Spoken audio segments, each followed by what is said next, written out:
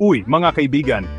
Alam nyo ba kung anong mangyayari kapag ang isang pusang kalye ay na-in-love sa pinakasosyal na pusa sa bayan?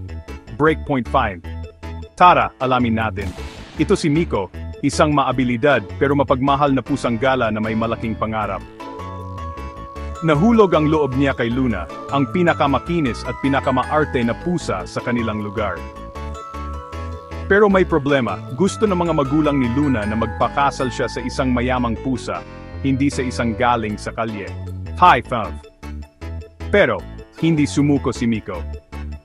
Nagtrabaho siya ng mabuti, nagbenta ng isda, nanghuli ng daga, natuto pa nga kung paano gumawa ng pinakamasarap na cat coffee sa bayan.